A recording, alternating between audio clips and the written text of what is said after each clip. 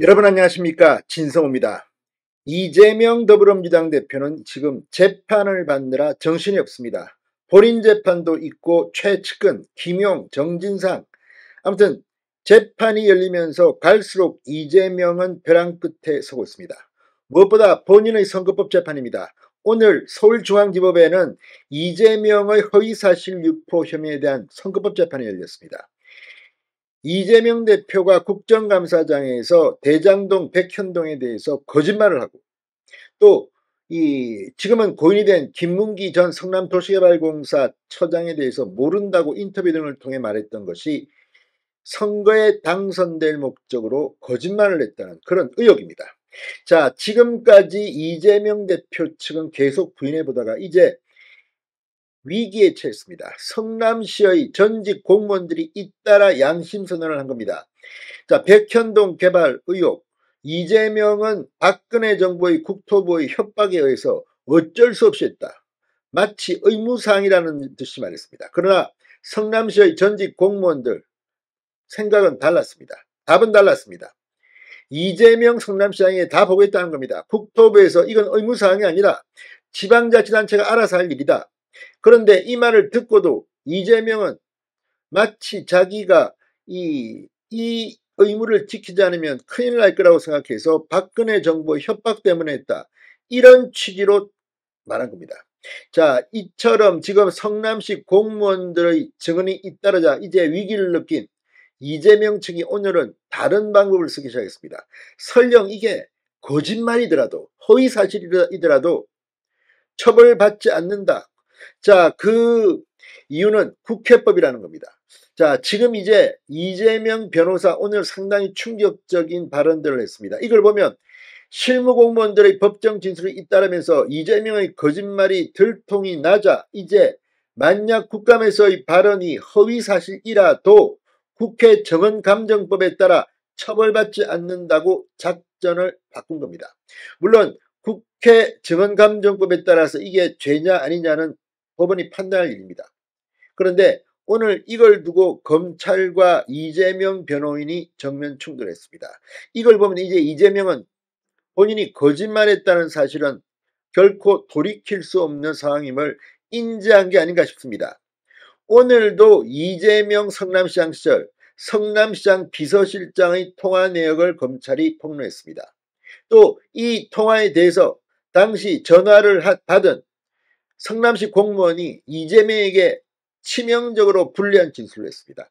이제 갈수록 이재명의 의원직은 상실될 가능성이 높아졌습니다.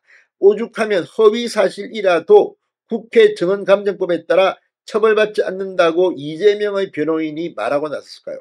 아무튼 지금 이재명은 이래저래 이낙연, 정세균, 김부겸, 손학규까지 반발하고 있고, 이 당원 변경에 따라서 지금 비명계가 폭발하고 있습니다. 이런 가운데 이제 본인의 사법 리스크부터 걱정해야 될 것 같습니다.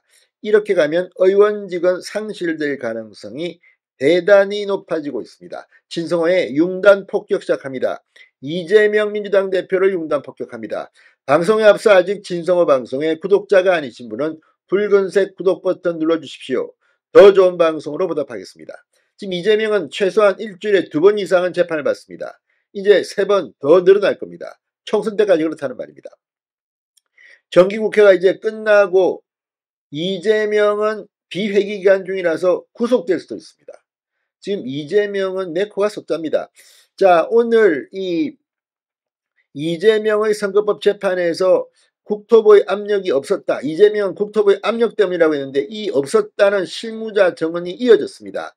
검찰은 지난 2014년 성남시 도시계획과에서 근무하며 백현동 부지개발 관련 용도 변경 이행 업무를 담당했던 A씨에게 국토부로부터 용도 변경에 대한 압박이나 협박을 받은 적이 있느냐고 물었습니다. A씨는 그런 사실은 없다고 답했습니다. 검찰은 지난해 8월 임승민 전 성남시장 비서실장이 A씨에게 전화를 건 통화 내용을 공개하기도 했습니다. A씨는 이에 대해 국토부에서 직무유기로 협박한다는 사안을 보고한 적이 있느냐고 확인하는 전화를 받았다, 그런 적이 없다고 답했다고 진술했습니다. 점점 더 이재명에게는 치명타가 계속 날아가고 있습니다. 자, 그래서인지 오늘 이재명 대표 측은 지난 6일 재판부에 국회 정언감정법에 따라 이재명 대표가 이 사건 허위사실 공표로는 처벌받을 수 없다는 취지의 의견서를 냈다고 합니다. 자, 이 정인 보호에 관한 내용을 규정한 국회 정언감정법 제9조 3항입니다. 국회에서 정인, 감정인, 참고인으로 조사받은 사람은 이 법에서 정한 처벌을 받는 외에 그 정언, 감정, 진술로 인해 어떤 불이익한 처분도 받지 않는다는 규정입니다. 이에 대해 검사는 국회 정언감정법 제9조 3항은 불이익한 처분을 받지 않는다고 할 뿐 형사처벌을 받지 않는다고 나오지 않는다. 불이익한 처분은 행정처분이나 인사상 조치를 의미하고 진술 내용에 형사상 죄가 포함된 경우 형사처벌까지 면제라는 것은 아니다라고 반박했습니다. 해당 법은 정인의 자유로운 정언을 담보하기 위한 것이지 범죄 행위까지 보호해 취해법권을 만들려는 것이 아니다. 이 점을 고려해 주장을 기각해달라고 재판부에 요청했습니다. 아무튼 이제 이재명의 선거법 재판 점점 더 이재명이 몰리고 있습니다. 자, 지금 김문기를 모른다고 했던 이 사실 하나만으로도 벌금 100만 원 정도 나올 거라는 분석도 하고 있습니다. 그런 가운데 이제 백현동이 이재명에게 치명 탈을 입힐 것으로 봅니다. 진성호의 융단 폭격이었습니다. 여러분 감사합니다.